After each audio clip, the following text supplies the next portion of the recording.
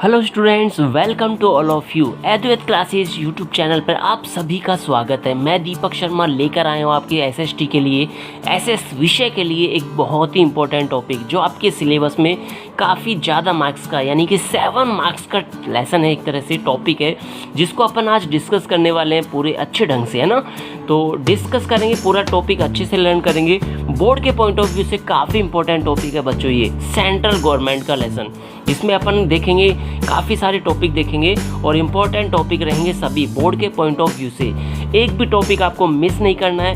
जिसने भी चैनल को सब्सक्राइब नहीं किया है अभी सब्सक्राइब कर देना, क्योंकि आने वाले टॉपिक आपके लिए बहुत ज़्यादा इंपॉर्टेंट होने वाले हैं, क्योंकि इस वीडियो के द्वारा भी आपको काफ़ी नॉलेज मिलने वाली है।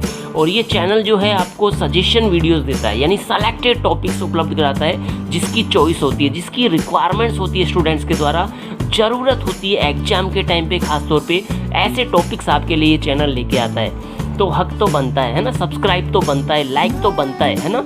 लाइक सब्सक्राइब जरूर कर देना। चलिए बिना टाइम वेस्ट किए स्टार्ट करते हैं। Let's start now. देखिए चैप्टर अपना सेंट्रल गवर्नमेंट, ठीक है। 7 मार्क्स का ये चैप्टर है आपके बोर्ड के सिलेबस में, यानी 7 नंबर का ये माना जाता है चैप्टर। और इसमें 2 से 3 क्वेश्चन से डेफिनेटली आते हैं। 4 मार्क्स का भी क्वेश्चन बन जाता है, 6 मार्क्स का भी इसमें क्वेश्चन बन जाता है, 1 मार्क्स में भी कभी कभी एक क्वेश्चन दे दिया जाता है। तो डेफिनेटली 2 से 3 क्वेश्चन इसमें बनते हैं इस चैप्टर में, जिसके इंपॉर्टेंट सारे टॉपिक इंपॉर्टेंट है। और आज हम डिस्कस करेंगे उसके स्टार्टिंग का, है ना। आज इस चैप्टर को स्टार्ट कर रहे हैं अपन, जिसमें सबसे पहले देखेंगे गवर्नमेंट की डेफिनेशन क्या होती है। तो गवर्नमेंट की डेफिनेशन यहाँ पे देखिए गार्नर ने दी है। गार्नर क्या कहते हैं गवर्नमेंट के बारे में देखते हैं। देखिए गार्नर ने कहा है the government is that machine which fixes the policies of the states, regulation या regularise general incidents and promote general interest, ठीक है। तो यहाँ पे गार्नर क्या कहते हैं कि सरकार वह क्या है, अभिकरण है। अभिकरण कह दो या मशीन कह दो, सरकार को क्या बताया इन्होंने, अभिकरण बताया या मशीन कहा है, जिसके द्वारा राज्य की नीतियाँ यानी पॉलिसी यानी नीतियाँ, राज्य की नीतियाँ, ठीक है, नीतियाँ निर्धारित की जाती है। सामान्य मामलों को नियमित, है ना, रेगुलाइज यानी नियमित किया जाता है, तथा सामान्य हितों को उन्नत किया जाता है। जो भी सामान्य हित है, जनरल लेवल के हित हैं, यानी पब्लिक से जुड़े हित हैं, उनको क्या किया जाता है, एक तरह से उन्नत किया जाता है, अच्छा बनाया जाता है कि पब्लिक के लिए काफ़ी स्टेटमेंट अच्छा हो जाए, रहन सहन अच्छा हो जाए, पब्लिक सुटेबल रूप से जी सके अपने समाज में, सोसाइटी में। उसके लिए गवर्नमेंट क्या करती है, पॉलिसी बनाती है और रेगुलेशंस तैयार करती है। तो गवर्नमेंट एज ए इंस्टीट्यूशंस माना जाता है। एज ए इंस्टीट्यूट्स या इंस्टीट्यूशंस क्या करती है, गवर्नमेंट वर्क करती है किसी भी एरियाज़ में, स्टेट में, कंट्री में, यू नो। तो वहाँ पे उसका पूरा क्या होता है, रेगुलेशंस होती है, पॉलिसीज़ होती है उस विशेष एरियाज़ के जुड़ी हुई, कि उस एरिया को कैसे रेगुलेट करना है, कैसे उसके लिए जनरल पॉलिसीज़ बनानी है ना, कैसे उसको जनरल इंसिडेंट्स से जोड़ना है, प्रमोट करना है। एक तरह से उस क्षेत्र की जिम्मेदारी पूरी किसकी होती है, गवर्नमेंट की होती है। तो वो होती है सरकार। हिंदी में बात करें तो सरकार, जो उस क्षेत्र के लिए सरकारी नीतियाँ बनाती है ना, उसके लिए नियम कानून बनाती है और विशेष रूप से व्यवस्थित रूप से उसका क्षेत्र का क्या करती है, संचालन करती है। उसे क्या कहते हैं, that is called as what, government, ठीक है। समझ में आ गया होगा। 1 मार्क्स की डेफिनेशन बन जाती है गवर्नमेंट की, इसलिए मैंने काफ़ी फोकस किया आपको इस टॉपिक पर, ठीक है। चलिए आगे बात करते हैं हम। The government has 3 different organs, ठीक है। यहाँ पे बताया जाता है कि गवर्नमेंट जो होती है, यानी कि सरकार के प्रमुख 3 अंग बताए गए हैं। कितने अंग बताए गए हैं, 3 डिफरेंट ऑर्गन्स, यानी कि 3 अंग बताए गए हैं सरकार के, किसके, गवर्नमेंट के। 3 पार्ट्स कौन से हैं, 3 अंग कौन से हैं, देखिए। पहला है लेजिस्लेटिव यानी कि व्यवस्थापिका, यानी सरकार जो बनती है उसके 3 अंग है। पहला अंग है व्यवस्थापिका, लेजिस्लेटिव। सेकंड है एग्जीक्यूटिव यानी कार्यपालिका। थर्ड है जुडिशियरी यानी कि न्यायपालिका। यानी कि कहा जाए लेजिस्लेटिव, एग्जीक्यूटिव और जुडिशियरी, यानी तीनों से मिलकर के गवर्नमेंट बनती है। तो सरकार के कितने अंग हो गए, 3, है ना। 3 ऑर्गन्स माने जाते हैं, लेजिस्लेटिव, एग्जीक्यूटिव, देन जुडिशियरी, व्यवस्थापिका, कार्यपालिका और न्यायपालिका। सरकार के कितने अंग हैं, 3 अंग हैं, ठीक है। चलिए डिस्कस करते हैं अपन सबसे पहले फर्स्ट अंग के बारे में, यानी कि पहले ऑर्गन्स के बारे में डिस्कस करेंगे, पहले पार्ट के बारे में डिस्कस करेंगे। काफ़ी बड़ा पार्ट है और इम्पोर्टेंट पार्ट माना जाता है गवर्नमेंट का पूरी कंट्री के लिए। कौन सा, लेजिस्लेटिव पार्ट, यानी कि हिंदी में कहें तो इसको व्यवस्थापिका बोला जाता है। तो अपन पूरी तरह से डिस्कस करेंगे व्यवस्थापिका के बारे में, विस्तार से एक्सप्लेन करेंगे बोर्ड के पॉइंट ऑफ व्यू से कि व्यवस्थापिका होती क्या है। तो देखिए, अपने स्टेट में बात करें, अपनी कंट्री में बात करें तो व्यवस्था 2 टाइप्स की होती है, 2 प्रकार की मानी जाती है। एक तो होती है फेडरल लेजिस्लेटिव, दूसरी होती है स्टेट लेजिस्लेटिव, यानी कि फेडरल यानी कि संघीय व्यवस्थापिका, और दूसरी होती है स्टेट लेजिस्लेटिव यानी कि राज्य व्यवस्थापिका। ठीक है, तो देश में जो है 2 प्रकार की व्यवस्थापिका पाई जाती है, फेडरल लेजिस्लेटिव, देन सेकंड कौन सी है, स्टेट लेजिस्लेटिव, संघीय व्यवस्थापिका और राज्य व्यवस्थापिका। बात करें इंडियन इंस्टीट्यूशंस के अकॉर्डिंग, यानी भारतीय संविधान के अनुसार अगर बात करें तो जो संघीय व्यवस्थापिका होती है फेडरल लेजिस्लेटिव, उसको कहा जाता है पार्लियामेंट। क्या बोला जाता है उसको, पार्लियामेंट बोला जाता है, हिंदी में कहा जाता है संसद। ठीक है, हिंदी में क्या बोलते हैं उसको, संसद, पार्लियामेंट। ठीक है, किसको, संघीय व्यवस्थापिका को, जो भारत में बनी होती है। इसका उल्लेख किया गया आर्टिकल यानी सेक्शन 79 में, किसका, पार्लियामेंट का। पार्लियामेंट का उल्लेख कौन से सेक्शन में, 79 में, यानी कि आर्टिकल 79 में बताया गया है कॉन्स्टिट्यूशंस में कि इंडिया में क्या होगी, एक फेडरल लेजिस्लेटिव होगी जिसको पार्लियामेंट के नाम से जाना जाएगा। ठीक है, हिंदी में उसको कहेंगे संसद। ठीक है, अब आगे बढ़ते हैं अपन संसद के बारे में। तो संसद क्या होती है, देखिए संसद वही है जो देश में क्या करती है, व्यवस्था बनाती है। लेजिस्लेटिव यानी व्यवस्था बनाती है, कानून व्यवस्था बनाती है। ठीक है, उसका मेन कार्य ये होता है कि क्षेत्र विशेष के लिए एक कानून व्यवस्था बनाना, नीतियाँ बनाना। ठीक है, तो वो सारा निर्धारण का जो कार्य होता है वो पार्लियामेंट का ही होता है, यानी कि लेजिस्लेटिव का होता है।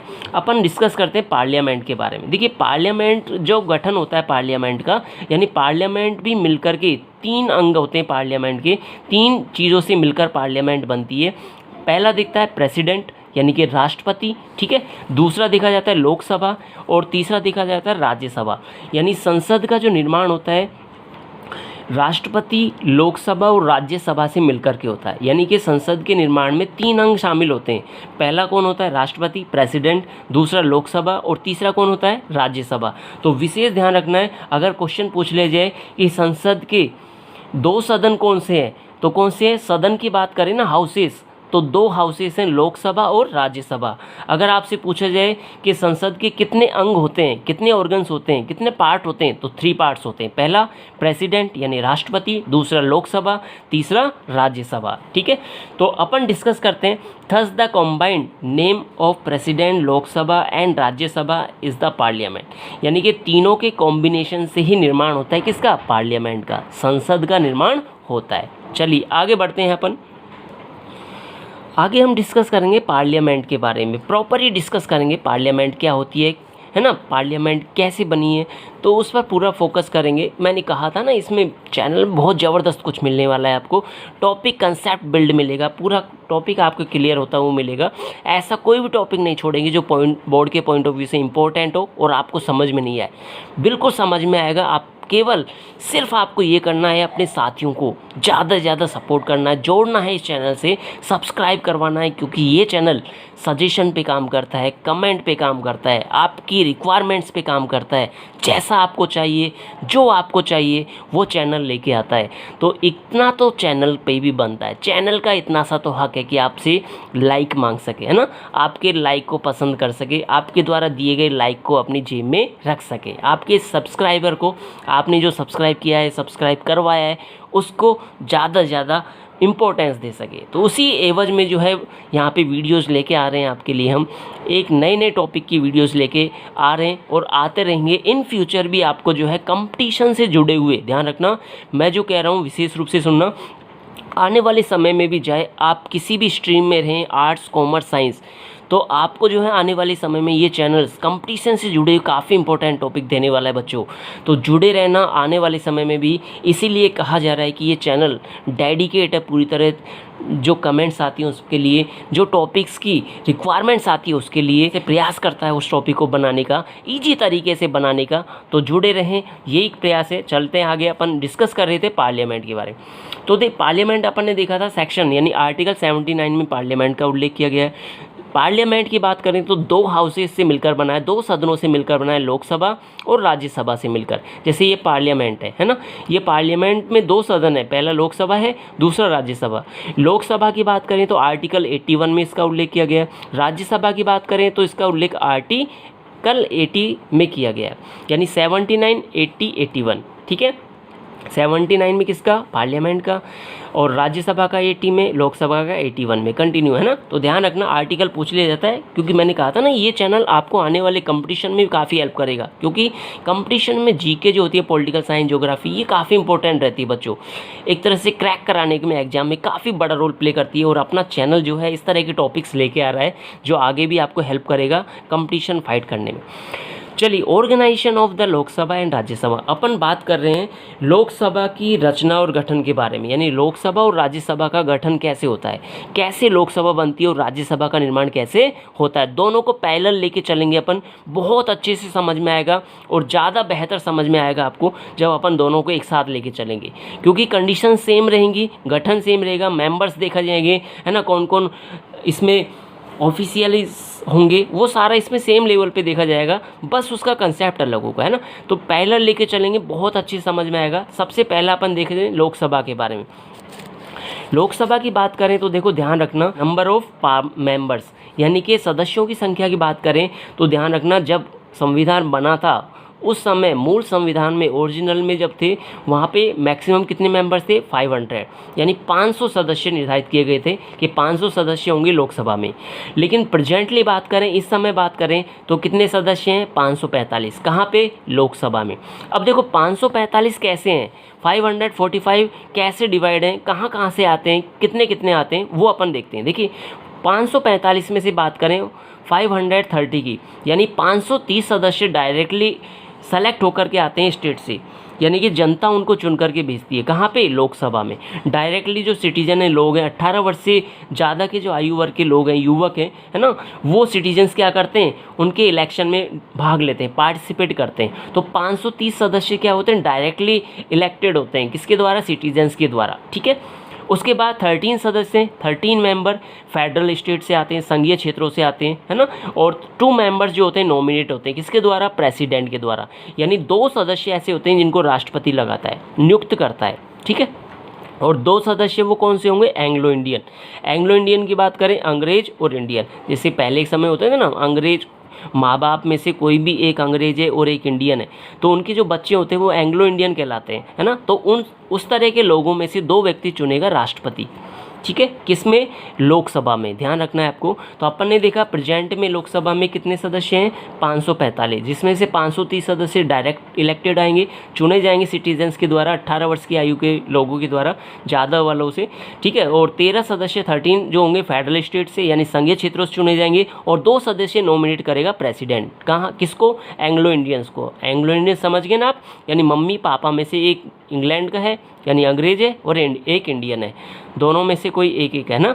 उनके बच्चे जो होंगे वो एंग्लो इंडियन माने जाते हैं। तो पहले ऐसे था, अंग्रेज रहते थे, है ना, वहाँ पे काफ़ी जीवन यापन किया है अपने भारत में, पड़े रहते थे, है ना, खाया पिया करते थे, ऐश करते थे।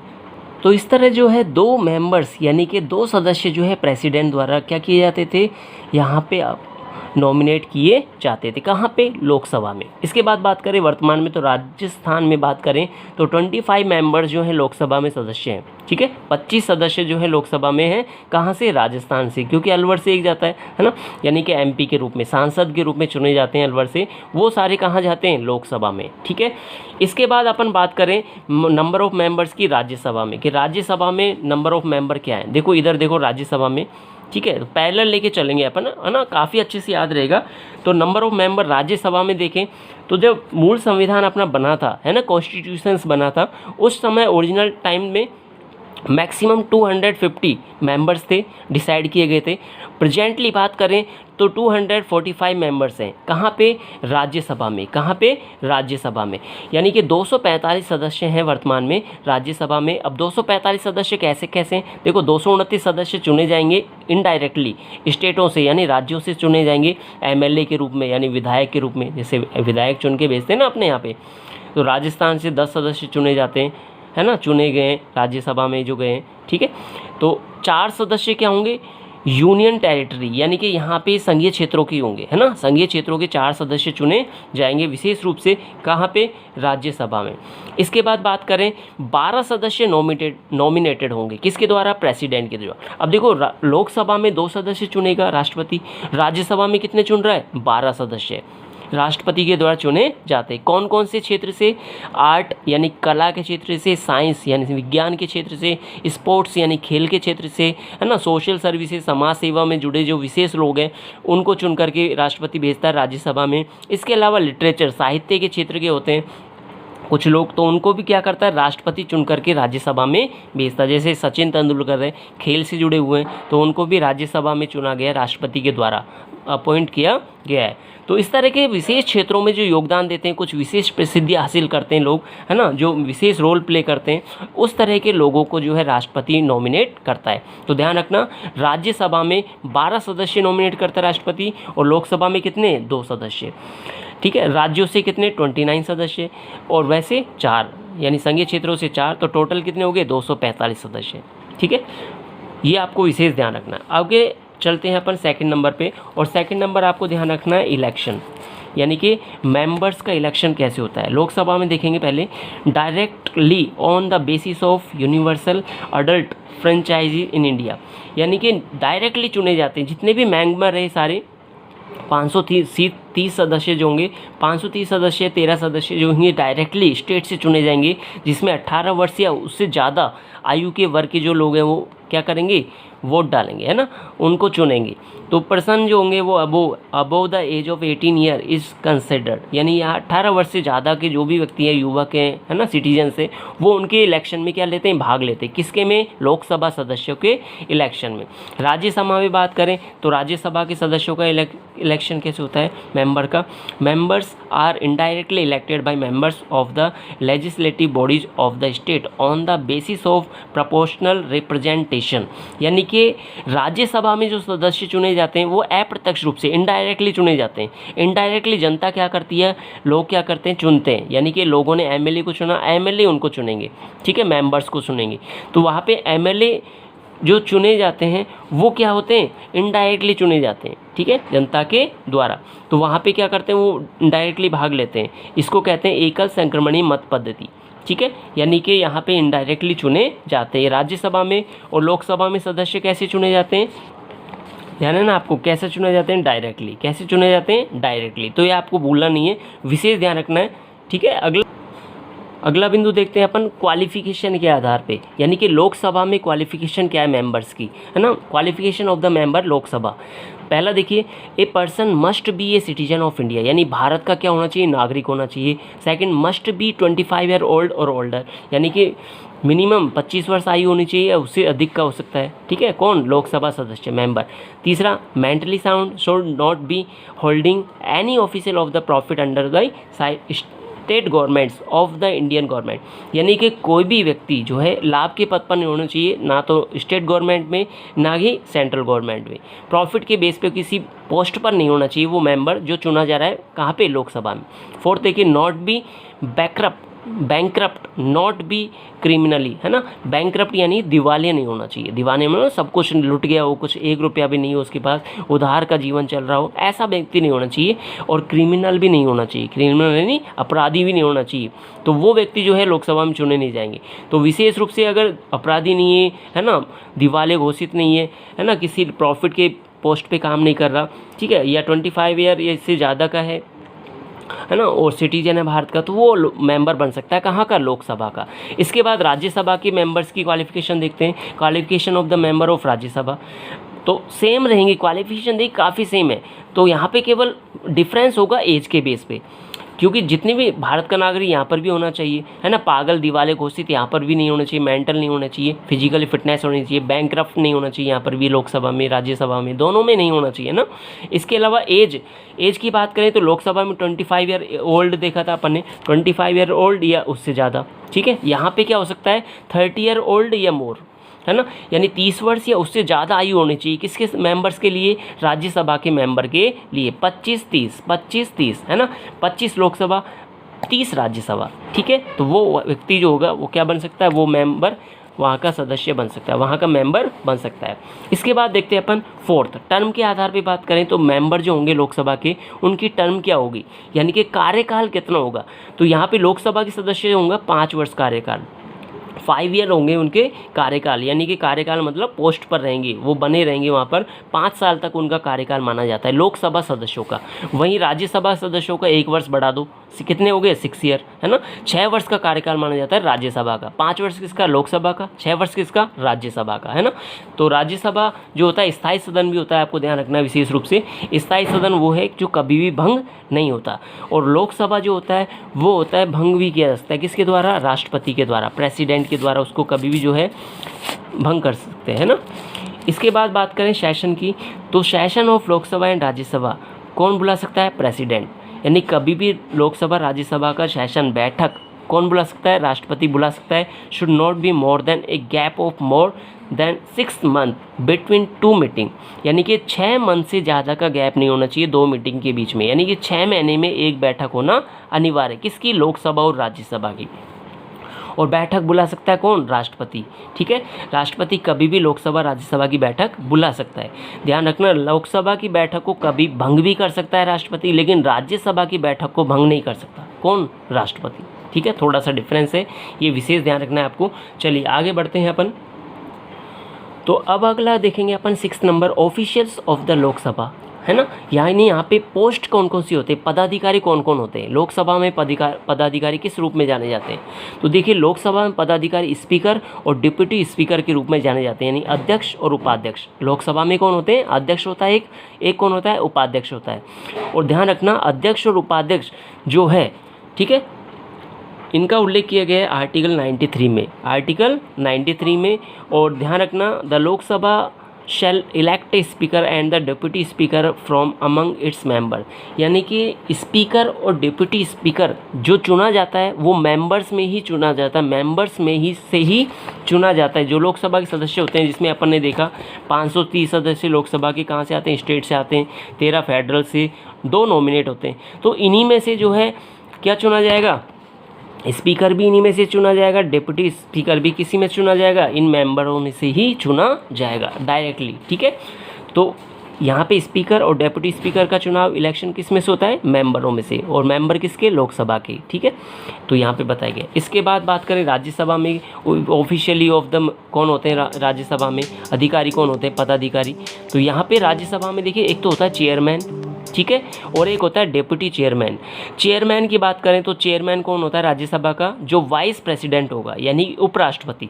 उपराष्ट्रपति जो होता है राज्यसभा का चेयरमैन माना जाता है ना, चेयरमैन माना जाता है। विशेष रूप से ध्यान रखना है उपराष्ट्रपति किसका चेयरमैन होता है, राज्यसभा का, ठीक है। उसकी अवधि जो होती है टर्म, यानी कार्यकाल जो होता है 5 वर्ष का होता है प्रेसिडेंट का। कितने वर्ष होता है, 5 वर्ष।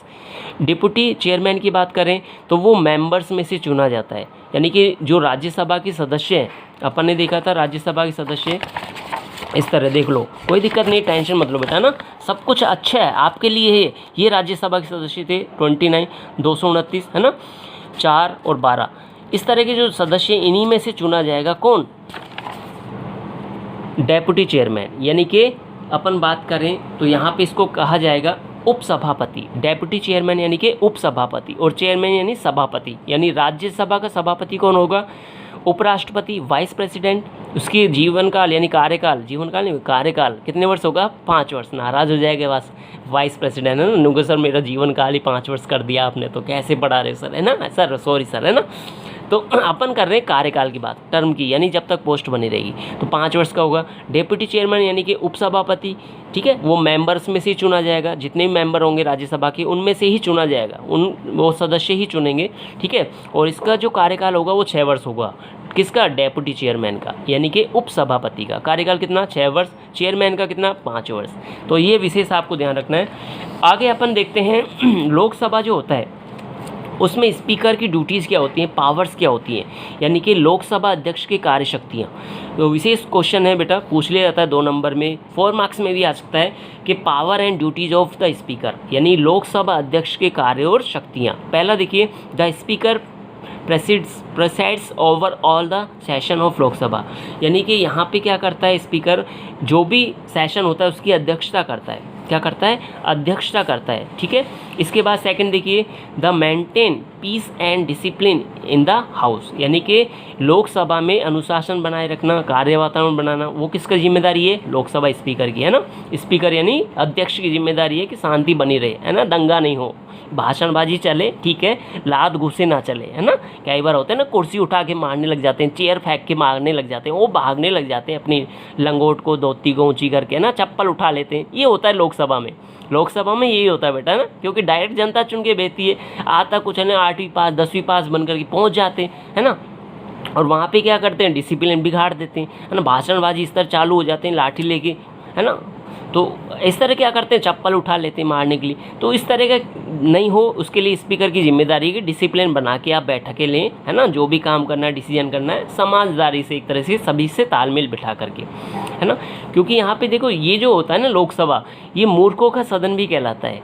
किसका, मूर्खों का सदन। प्रथम सदन तो है ही, यानी कि संसद का प्रथम सदन माना जाता है। मूर्खों का सदन भी लोकसभा को बोला जाता है कि मूर्ख लोग होते हैं। मूर्ख लोग का मतलब ये है कि कम पढ़े लिखे होते हैं, सीधे जनता द्वारा चुने जाते हैं। इसका मतलब ये नहीं कि भाई जनता जो है गंवारों को चुन देती।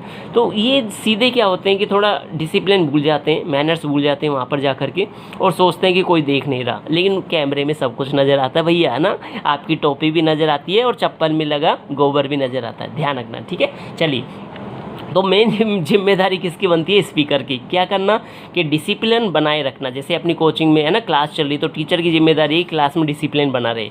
तो वहाँ पे स्पीकर होता है, अध्यक्ष होता है, तो वहाँ पे सदन चलता है ना, लोकसभा का, तो वहाँ पे उसकी जिम्मेदारी होती है। अगला देखिए, all the programmes and the activities of the Lok Sabha are fixed by the speaker, यानी जो भी लोकसभा की बैठकें हैं, कार्यक्रम में, वो सारी डिसाइड करता है कौन, स्पीकर। लोकसभा का स्पीकर, अध्यक्ष तय करेगा कौन कौन से कार्यक्रम किए जाएंगे, कौन कौन सी बैठकें ली जाएंगी, ठीक है, उनका टाइम क्या रहेगा, वो सारा डिसाइड करना स्पीकर का काम माना जाता है, उसकी ड्यूटी मानी जाती है। 4th नंबर देखिए, he is the head of some committees of the house, यानी कि हाउस की कुछ कमेटियाँ होती हैं, उसका क्या होता है, हेड माना जाता है किसको, स्पीकर को।